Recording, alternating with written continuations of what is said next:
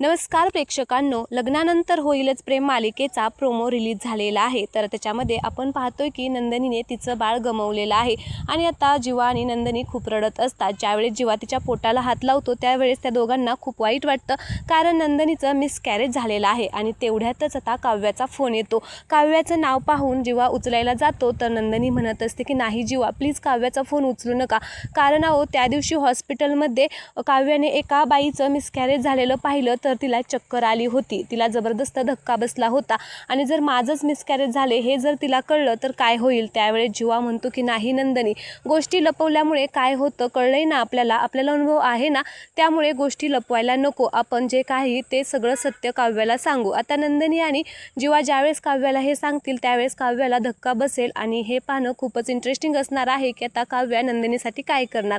तर चला, आजचा हा प्रोमो आवडला असेल तर प्लीज चॅनलला सबस्क्राईब करा आणि व्हिडिओला लाईक करायला अजिबात विसरू नका। धन्यवाद।